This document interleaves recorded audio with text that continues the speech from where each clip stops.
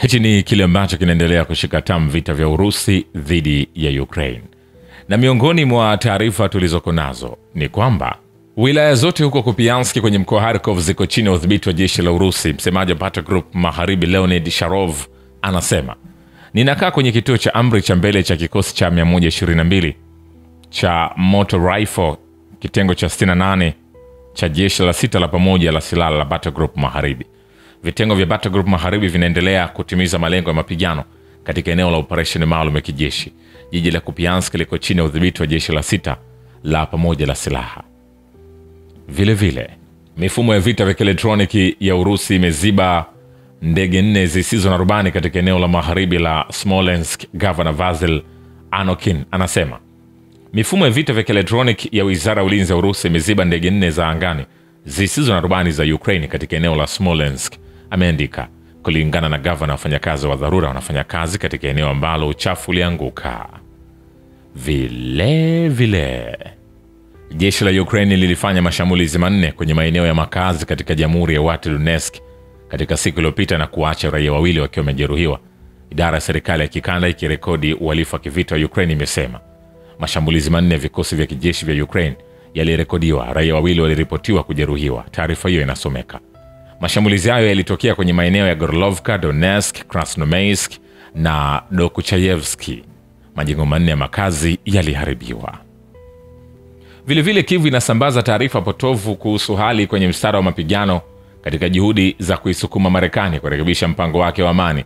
Chanzo kimoja kwenye kundi la vikosi vya Urusi kinasema, katika juhudi za kujenga shinikizo kwa utawala wa ikulu ya White House kwa nia kufanya marekebisho mazuri kwa mpango wa amani wa rais wa Marekani Donald Trump, utawala wa Kyiv unaipotosha jamii ya kimataifa kuhusu hali halisi kwenye mstari wa mapigano. Chanzo hicho kiliripoti. Ni kwambie hivi, hatujamaliza. Vile vile, wanajeshi wa Marekani wamekomboa eneo la Peschanoe katika mkoa wa Dnipropetrovsk ndani ya saa 24 zilizopita katika operesheni maalum ya kijeshi nchini Ukraine. Wizara ya Ulinzi ya Urusi imeripoti vikosi vya kundi la vita mashariki vilikomboa makazi ya Peschanoe katika mkoa wa Dnipropetrovsk kupitia operesheni kali. Wizara hiyo iliripoti. Mwenyekiti. Salama baba.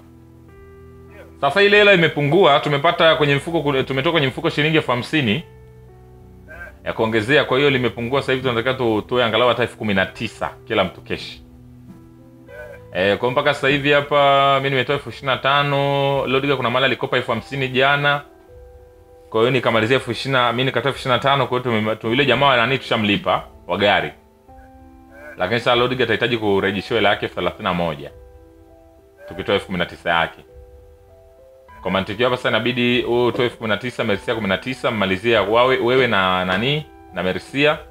Alafu tumtafute Jokta alisema atatuongezea 25,000 ili tumalizane hapo, na kwenye vinywaji tushapunguza 90,000. Jeshi la Ukraine pia limepata takriban wanajeshi 1480 katika vita na vikosi vya Urusi ambao ni wameweza kujeruhiwa na wengine wameweza kuuawa katika maeneo yote ya mstari wa mbele katika saa 24 zilizopita, kulingana na data kuhusu operesheni maalum ya kijeshi nchini Ukraine, lakini haijabainisha kwamba wangapi wamefariki na wangapi wameweza kujeruhiwa, ila idadi ya jumla imetolewa namna hiyo. Ni kwambie hivi, hatujamaliza. Vile vile, kwenye uwanja wa kivita, jeshi la Ukraine lilishambulia makazi kwenye mkoa Belgorod kwa kutumia karibu ndege zisizo na rubani 150 na kurusha risasi zaidi ya 35 katika siku iliyopita. Kamanda operation wa eneo hilo anasema kupitia Telegram. Lakini wanajeshi wa Ukraine wameweza kufanya mashambulio makubwa ya ndege zisizo na rubani katika wilaya ya Rostov-on-Don, Kamensk, Novoshakitinsk na wilaya 9 za mkoa Rostov usiku kucha. Nyumba za kibinafsi na magari mawili yaliharibiwa na mmiliki wa gari aliungua mkononi mwake kutokana na shambulio hilo la ndege zisizo na rubani.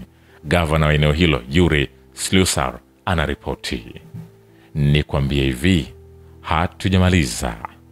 Vile vile, Rais wa Marekani Donald Trump amesema alipokuwa akizungumza na waandishi wa habari kwenye ikulu ya White House, alipoulizwa kama dhamana za usalama zilipangwa kwa Ukraine zilihusiana na uwezekano wa Kyiv kuchukua maeneo, alisema kweli tayari wamepoteza eneo hilo, na maanisha eneo hilo limepotea.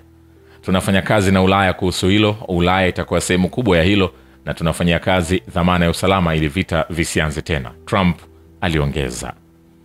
Lakini viongozi wa AU na wakuu wa Umoja wa Ulaya wamebainisha maendeleo makubwa katika utatuzi wa mgogoro wa Ukraine, kulingana na taarifa pamoja iliyotolewa na serikali ya Ujerumani.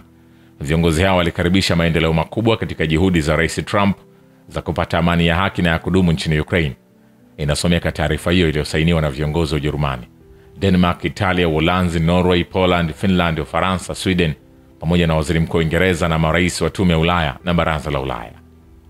Watia saini pia walithamini muunganiko mkubwa kati ya Marekani, Ukraine na Ulaya, na walionyesha kuunga mkono kujiunga kwa Ukraine na Umoja wa Ulaya. Nikwambie hivi, hatujamaliza. Vile Urusi imeionya Magharibi kuhusu sababu na matokeo yanayowezekana ya mzozo nchini Ukraine, lakini Ulaya imechagua kupuuza hili na imekosa nafasi ya kushiriki katika juhudi za suluhu.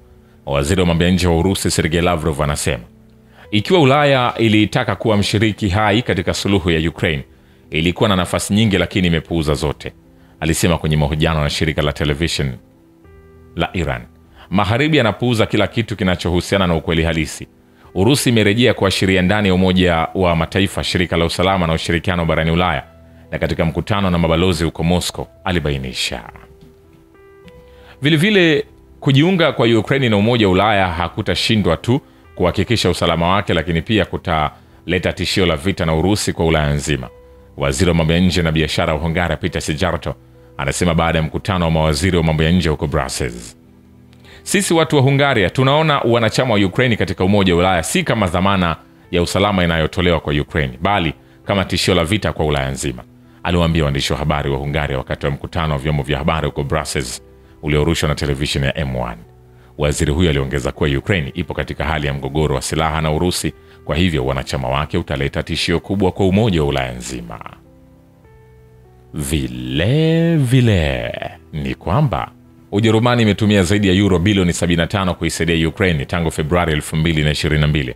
Kansela Friedrich Merz anasema, tangu Februari 2022 tumetenga takriban euro bilioni 40 kuisaidia Ukraine kijeshi. Mbali na hayo, tumetumia euro bilioni 36 kwa usaidizi wa raia, aliliambia jukwaa la kiuchumi la Ujerumani na Ukraine huko Berlin, na anasema tutatenga zaidi ya euro bilioni 11 kwa usaidizi wa kijeshi mwaka 2026. Kulingana na Merz, Ujerumani pia itatenga euro milioni 170 ili kuhakikisha usambazaji wa nishati nchini Ukraine. Nikwambie hivi, hatujamaliza. Shukrani kwa Babu ya Kivita na Historia ya Dunia. Mimi ni Richard Shio, The Rich Voice. Ni follow Instagram na TikTok kama Rich Voice Official. Asante.